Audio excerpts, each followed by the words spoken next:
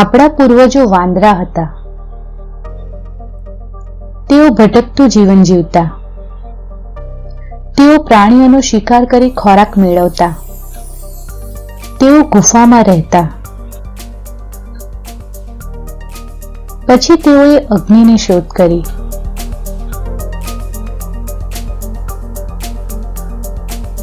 પછી તેઓએ ચક્રની શોધ કરી. તેઓને અનાજના દાણા મળ્યા અને તેઓ ખેતી કરવા લાગ્યા. તેઓ એક જગ્યાએ ઘર બનાવી રહેવા લાગ્યા અને તેમના સ્થાયી જીવનની શરૂઆત થઈ. વિડીયોના આધારે પ્રશ્નોના જવાબ આપો. 1. આ વિડીયોમાં કોના જીવન વિશે વાત કરવામાં આવી છે? જવાબ: આદિમાનવના જીવન વિશે. 2. આદિમાનવ શરૂઆતમાં કેવું જીવન જીવતો હતો? જવાબ: આદિમાનવના શરૂઆતમાં ભટકતું જીવન જીવતો હતો. 3. ખેતી કરવાની શરૂઆત કર્યા પછી આદિમાનવ કેવું જીવન જીવવા લાગ્યો? જવાબ: ખેતી કરવાની શરૂઆત કર્યા પછી આદિમાનવ એક જગ્યાએ ઘર બનાવીને રહેવા લાગ્યો અને ભટકવાનું બંધ કરી સ્થાયી જીવનની શરૂઆત કરી.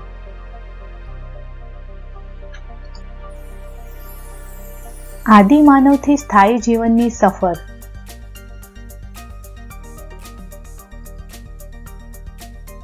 અધ્યયન નિષ્પત્તિ. 1. માનવ જીવનની શરૂઆત વિશે પુરાતત્વીય સ્ત્રોતના આધારે માહિતી આપી શકે છે. 2. માનવ જીવનની શરૂઆતની શોધો જેવી કે પથ્થરના ઓજારો, અગ્નિ, ચક્ર, પશુપાલન વગેરે બાબતો વિશે વિવિધ માહિતી આપી શકે. હજારો વર્ષો પહેલાના માનવી પાસે આવવા જવા માટેના કોઈ જ સાધનો ન હતા. તેઓ એક સ્થળેથી બીજા સ્થળે પગપાળા જતા. આદિમાનવનું ભટકતું જીવન. આદિમાનવો એટલે ખૂબ જ જૂના સમયના માનવો જેઓ ભટકતું જીવન જીવતા અને શિકાર કરીને પોતાનો સમય વ્યતીત કરતા. માનવીની આ અવસ્થાને હન્ટર એન્ડ ગેધરર્સ એટલે કે શિકાર કરવો અને એકઠું કરવું કહેવામાં આવે છે. તેઓ હરણ જેવા જંગલના પ્રાણીઓ, માછલીઓ અને પક્ષીઓનો શિકાર કરી તેમજ કંદમૂળ અને ફળોને એકત્રિત કરી ખોરાક મેળવતા. જો કે આ બધું સરળ ન હતું. ક્યારેક જંગલી પ્રાણીઓ આદિમાનવો પર હુમલો કરતા. વળી દોડવામાં ખૂબ ઝડપી હોવાથી કેટલાક પ્રાણીઓ સરળતાથી આદિમાનવોના હાથમાં આવતા નહીં. એટલે ખોરાકની શોધમાં આદિમાનવો એક સ્થળેથી બીજા સ્થળે અને બીજાથી ત્રીજા સ્થળે ભટકતા રહેતા. માનવી આ સમયે કયા ફળ કે કંદમૂળ ખાવા અને કયા ન ખાવા તેનું જ્ઞાન મેળવતો થયો. કારણ કે ઘણી વનસ્પતિઓ ઝેરી હોવાથી માનવના મૃત્યુ પણ થતા.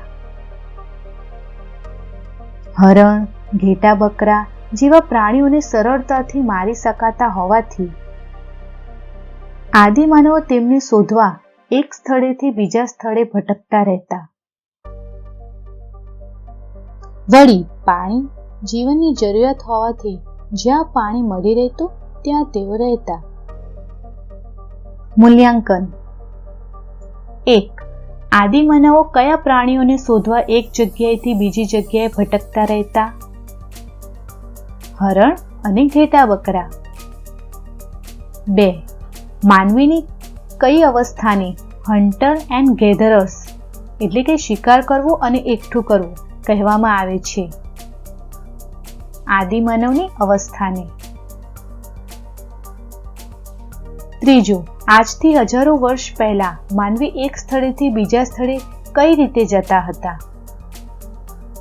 પગપાળા ચાલતા.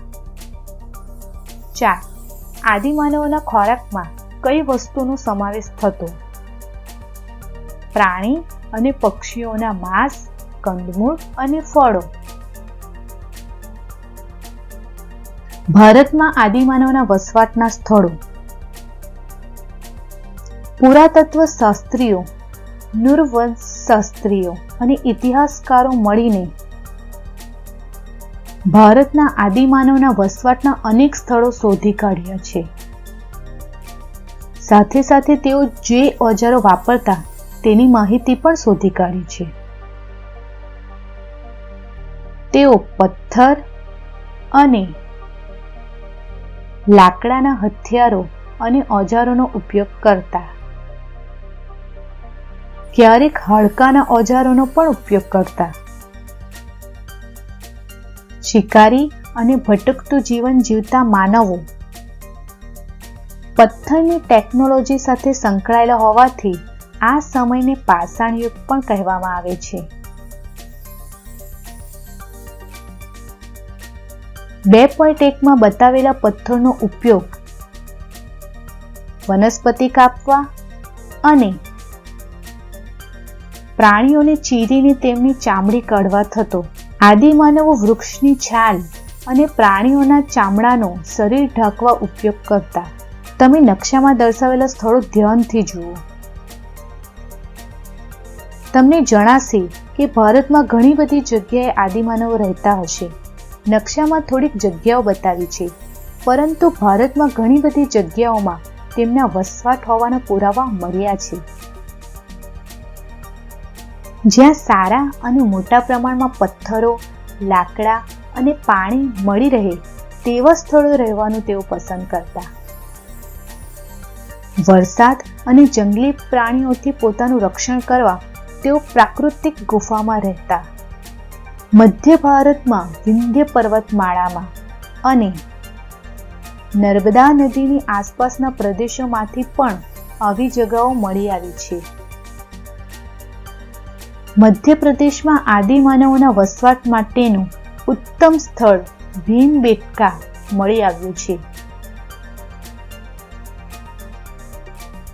ભીમબેટકાની શોધ ઈસવીસન 1957માં વિષ્ણુ શ્રીધર વાકનકરે કરી હતી. આ ગુફાઓમાં આદિમાનવે દોરેલા પક્ષીઓ, હરણ, લાકડાના ભાલા, વૃક્ષો, માનવોના લગભગ 500 જેટલા ચિત્રો મળી આવ્યા છે, જે પ્રાકૃતિક રંગો વડે દોરેલા છે.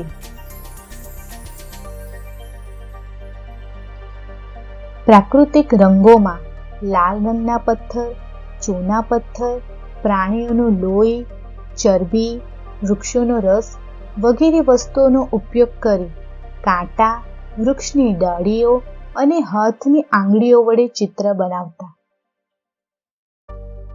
એવું માનવામાં આવે છે કે આ સ્થાન મહાભારતના ચરિત્ર ભીમ સાથે સંબંધિત છે, તેમજ આ કારણથી આ સ્થળનું નામ ભીમબેટકા પડ્યું. ભીમબેટકાનો અર્થ થાય છે ભીમનું ઘર. એવું માનવામાં આવે છે કે ભીમ વનવાસ દરમિયાન અહીં રહ્યો હતો.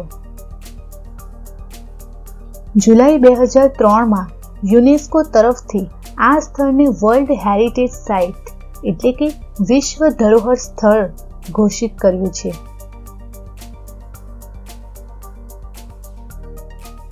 મૂલ્યાંકન 1. આદિમાનવો પોતાનું શરીર ઢાંકવા માટે શેનો ઉપયોગ કરતા?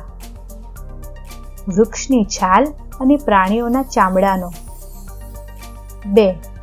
આદિમાનવો વરસાદ અને જંગલી પ્રાણીઓથી પોતાનું રક્ષણ કરવા કઈ જગ્યાએ રહેતા હતા? ગુફામાં. 3.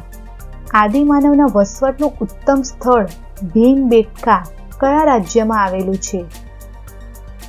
મધ્યપ્રદેશમાં. 4. આદિમાનવો કેવા રંગો વડે ચિત્રો દોરતા હતા? પ્રાકૃતિક રંગો વડે. અગ્નિ અને ચક્રનો ઉપયોગ અને શોધ. દક્ષિણ ભારતના આંધ્રપ્રદેશ રાજ્યમાં કુર્નૂલમાં મળી આવેલી આદિમાનવોની ગુફામાંથી રાખના અવશેષો મળ્યા છે, જે દર્શાવે છે કે તેઓ અગ્નિથી પરિચિત હશે. આજથી લગભગ 11,000 વર્ષ પહેલા માનવી અગ્નિનો ઉપયોગ કરવા લાગ્યો હતો, તેમ ઇતિહાસકારો જણાવે છે. અગ્નિના ઉપયોગે તેમના જીવનમાં ક્રાંતિકારી પરિવર્તન કર્યું, કારણ કે અગ્નિની મદદથી તેઓ માંસને શેકીને ખાઈ શકતા. અગ્નિનો ઉપયોગ પ્રકાશ મેળવવા માટે કરતા, તેમજ તેનો ઉપયોગથી જંગલી પ્રાણીઓથી તેઓ પોતાનું રક્ષણ કરી શકતા. અગ્નિના ઉપયોગની જેમ જ તેમના જીવનમાં મહત્વનું પરિવર્તન લાવનાર માધ્યમ હતું ચક્ર. ઝાડના થડ અને જાડા લાકડામાંથી તેઓ ચક્ર એટલે કે પૈંડો બનાવતા શીખ્યા. તો ચાલો બાળકો, તમે જે જ્ઞાન મેળવ્યું તે ચકાસીએ. સમગ્ર મૂલ્યાંકન. પ્રશ્ન 1. યોગ્ય શબ્દો વડે નીચેના વિધાનોની ખાલી જગ્યાઓ પૂરો. 1. આદિમાનવો ખાલી જગ્યા હાડકાં અને લાકડાના હથિયારોનો ઓજારો તરીકે ઉપયોગ કરતા. પથ્થર, હાડકાં અને લાકડાના હથિયારોનો. 2. આદિમાનવો ઝાડના થડ અને તેના જાડા લાકડામાંથી ખાલી જગ્યા બનાવતા શીખ્યા હતા. ચક્ર એટલે કે પૈંડું. 3. મધ્ય ભારતમાં ખાલી જગ્યા પર્વતમાળામાં કુદરતી ગુફાઓ મળી આવી છે. વિંધ્ય પર્વતમાળામાં. 4. વરસાદ અને જંગલી પ્રાણીઓથી રક્ષણ મેળવવા આદિમાનવ ખાલી જગ્યા ગુફામાં રહેતો હતો. પ્રાકૃતિક ગુફામાં. 5. આદિમાનવો ખાલી જગ્યા અને પ્રાણીઓના ચામડાનો પોતાનું શરીર ઢાંકવા ઉપયોગ કરતા. વૃક્ષોની છાલ. પ્રશ્ન 2. નીચેના દરેક પ્રશ્નના ઉત્તર માટે આપેલા વિકલ્પોમાંથી સાચો વિકલ્પ શોધીને લખો. 1. આદિમાનવો અગ્નિથી પરિચિત હશે એવું કયા અવશેષોના આધારે કહી શકાય? અગ્નિના ચિત્રને આધારે, રાખના અવશેષોના આધારે, હાડકાના અવશેષોના આધારે કે પથ્થરના હથિયારોના અવશેષોના આધારે? સાચો જવાબ છે રાખના અવશેષોના આધારે. 2. કેટલા વર્ષ પહેલા આદિમાનવ અગ્નિનો ઉપયોગ કરવા લાગ્યો હતો? 10,000 વર્ષ પહેલા, 11,000 વર્ષ પહેલા, 12,000 વર્ષ પહેલા કે પછી 15,000 વર્ષ પહેલા? સાચો જવાબ છે 11,000 વર્ષ પહેલા. દક્ષિણ ભારતમાં કઈ ગુફામાં રાખના અવશેષો મળ્યા છે? કુર્નૂલ, બુર્ઝહોમ, હલુર કે પછી ભીમબેટકા? સાચો જવાબ છે કુર્નૂલમાં. આદિમાનવના જીવનમાં પરિવર્તન લાવનારી બીજી કઈ શોધ હતી? ચક્ર કે પૈંડું, દૂરબીનની, સ્ટીમરની કે પછી ખેતીની? સાચો જવાબ છે ચક્રની એટલે કે પૈંડુની. આદિમાનવોના ખોરાકમાં કઈ વસ્તુનો સમાવેશ થતો નથી? પ્રાણી અને પક્ષીઓના માંસ, કંદમૂળ, ફળો કે અનાજ? સાચો જવાબ છે અનાજ. પ્રશ્ન 3. નીચેના વિધાનો ખરા છે કે ખોટા તે જણાવો. 1. ભટકતા જીવન જીવતા આદિમાનવીને શિકારી કહેવામાં આવતો હતો. આ વિધાન ખરું છે. 2. વરસાદ અને જંગલી પ્રાણીઓથી પોતાનું રક્ષણ કરવા આદિમાનવો પ્રાકૃતિક ગુફામાં રહેતા હતા. આ વિધાન ખરું છે. 3. આદિમાનવો લોખંડના ઓજારોનો ઉપયોગ કરતા હતા. આ વિધાન ખોટું છે. 4. આદિમાનવો શરીરને ઢાંકવા કાપડનો ઉપયોગ કરતા હતા. આ વિધાન ખોટું છે. 5.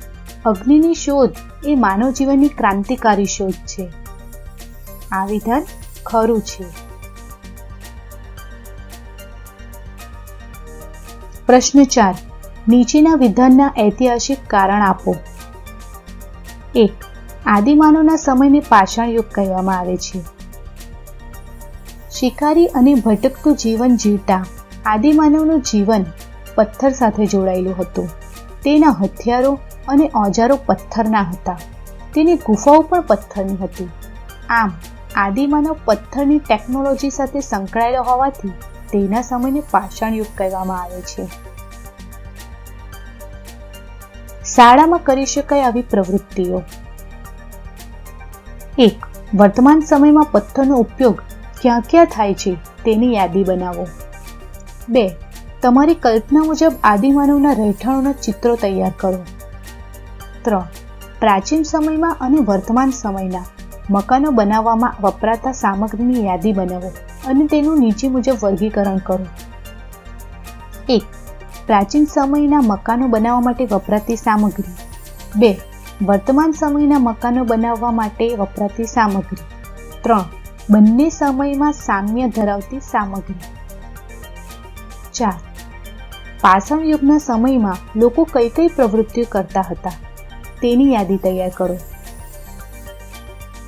આ પાઠનો બીજો ભાગ આપણે બીજા એપિસોડમાં જોઈશું. Thank you.